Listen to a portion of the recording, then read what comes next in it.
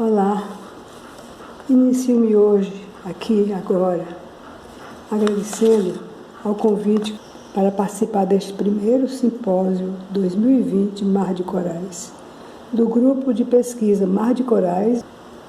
Para mim é uma honra e uma alegria estar aqui.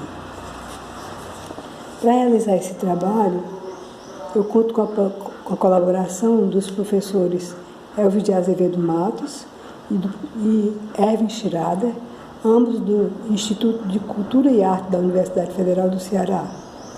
Todo o material midiático que eu aqui apresento, eles pertencem ao acervo do coral da UFC.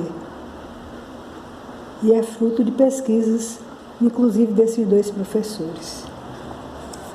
O tema que escolhi é e está inteira e definitivamente ligado ao meu caminhar e ao caminho que escolhi para me fazer presente e me dizer nesse meu tempo de planeta Terra. Aqui então trago um pouco da história do movimento coral de Fortaleza, Ceará. Eu localizo essa história no tempo que compreende entre o final do século passado, a partir dos anos 80, e o começo do século XXI.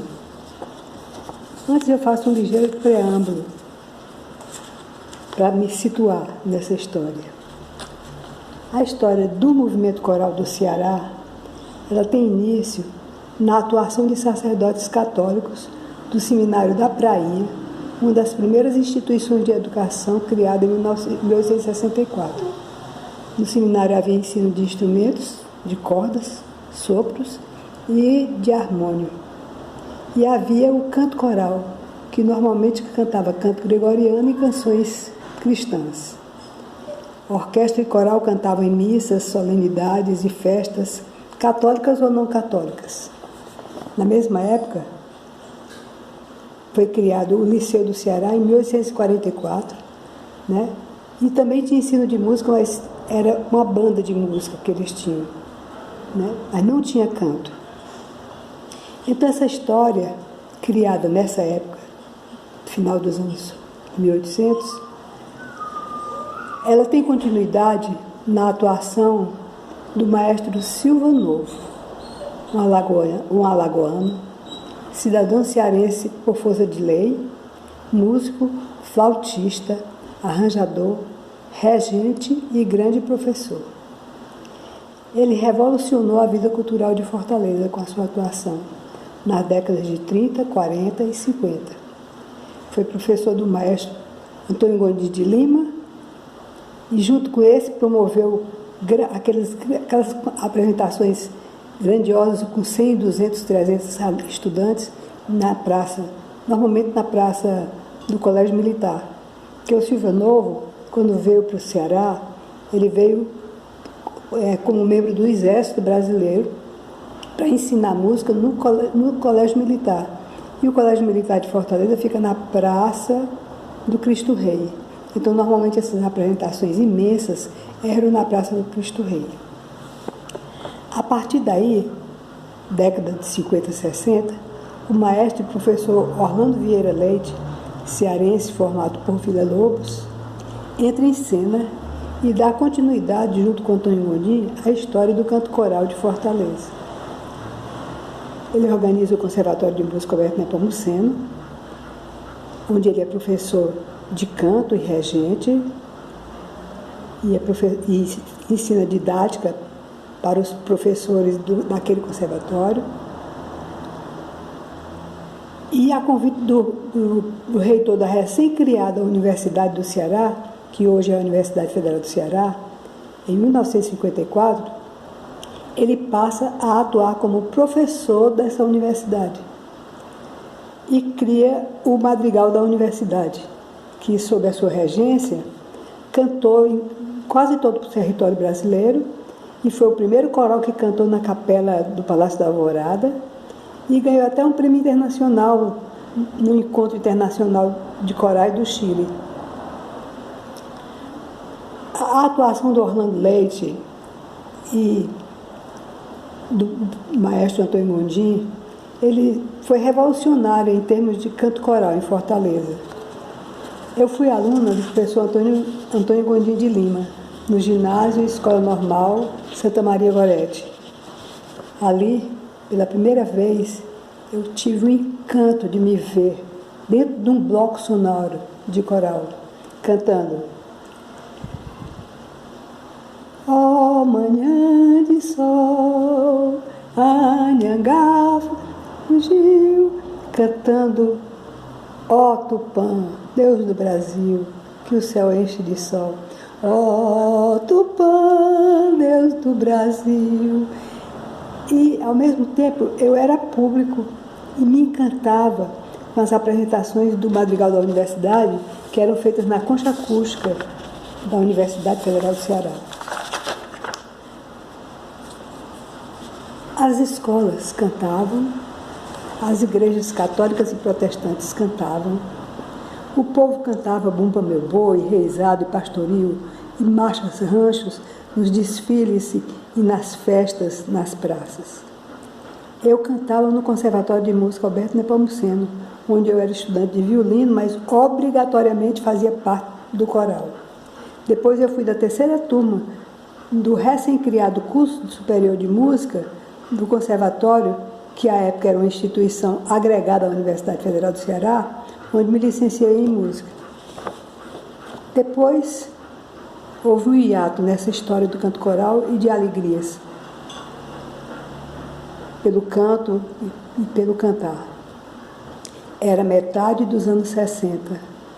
O golpe militar mudou a vida cultural de Fortaleza. Os maestros saíram de cena, né? E em Fortaleza só havia 2 corais, o coral da Igreja Batista e outro coral particular, que era o Canto do Aboio, regido pelo maestro Gilberto Antônio de Oliveira, que formou-se naquela primeira turma do curso superior de música. Na metade e final da década de 70, o canto volta à Universidade Federal do Ceará, sob a regência da professora Kate de Albuquerque Lage. Então já tínhamos 3 corais e algumas escolas particulares também tinham seus corais. Mas apresentações de corais, concerto de corais nos teatros, não existia. Os corais faziam parte de outras solenidades que aconteciam nos teatros, né? E era convidado para iniciar, ou para terminar, ou para cantar o hino nacional. Na década de 80, eu me tornei regente do coral da Universidade Federal do Ceará. Eu fui convidada pelo coordenador das atividades culturais e artísticas da universidade, o professor Bezerra de Paiva, para reger o coral da universidade, e aceitei. Quando eu afirmei no início da nossa conversa que o tema que eu escolhi é e está definitiva e inteiramente ligado ao meu caminhar e ao caminho que eu escolhi para fazer parte, me fazer presente e me dizer nessa minha atuação no planeta Terra, eu disse isso porque, a partir dos anos 80, eu estou inteiramente ligada à história do movimento coral de Fortaleza. É aí, nessa época agora, como regente.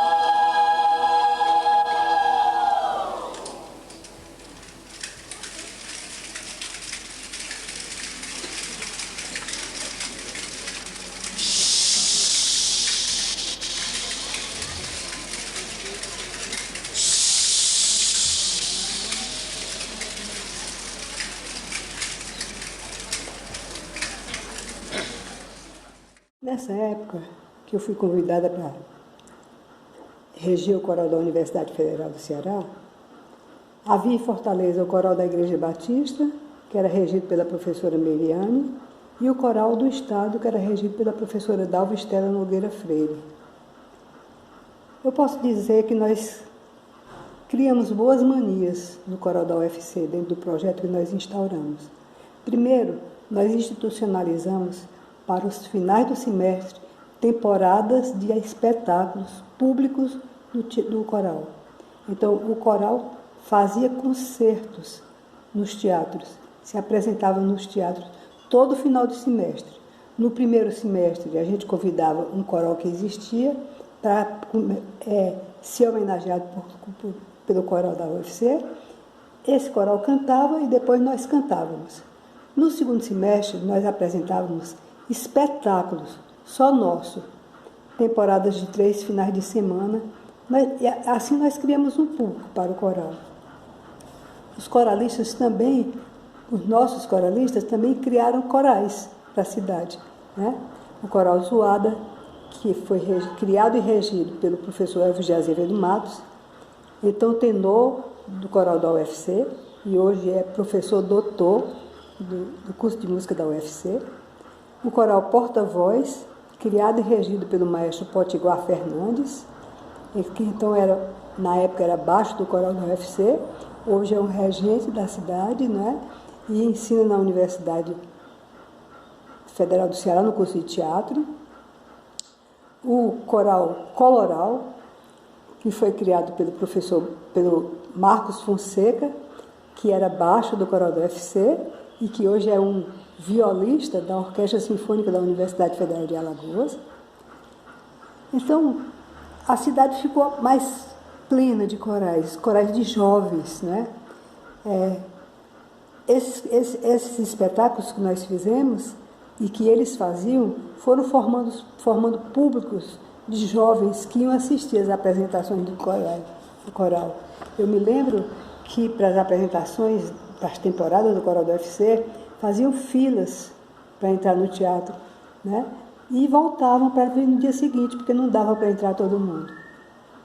As casas de cultura artística da UFC criaram corais, a Faculdade de Educação da UFC, o curso de Psicologia da UFC, o curso de Medicina da UFC, o Diretório Central dos Estudantes da UFC, todos criaram seus corais. A Universidade de Fortaleza também criou o coral, a Unifor também criou o seu coral. E voltamos a fazer os movimentos corais cantando nas praças públicas, nas estações rodoviárias, nas estações de ônibus, né? Nós seguimos aquele roteiro que o Milton Nascimento dá na sua canção: todo artista tem de ir aonde o povo está.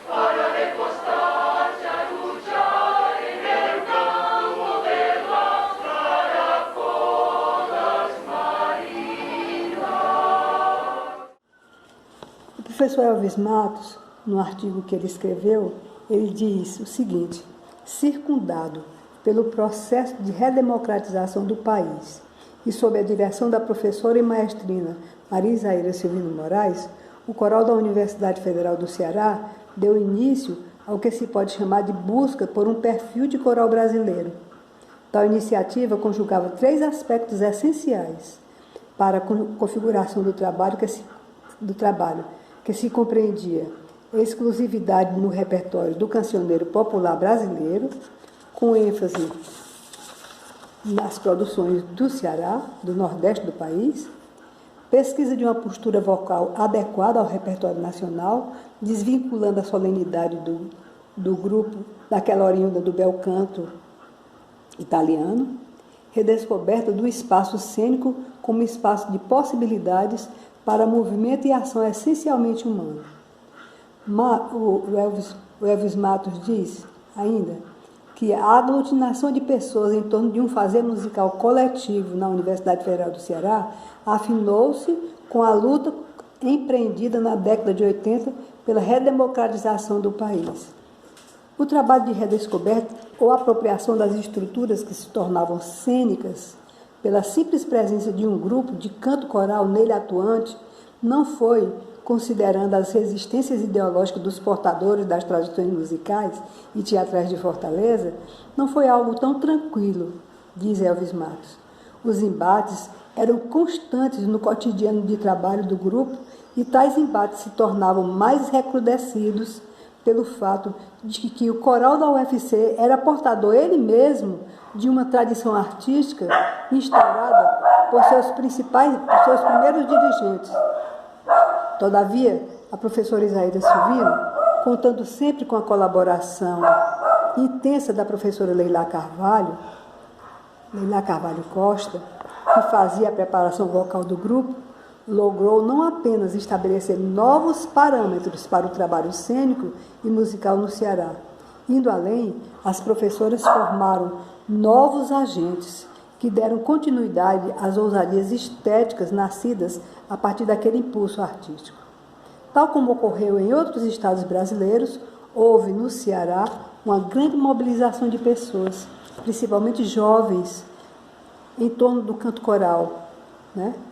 Principalmente no âmbito do movimento que nacionalmente ficou conhecido como coro cênico, expressão que carece de maiores estudos, tendo em vista que, desde suas origens, o coro é um construto essencialmente cênico.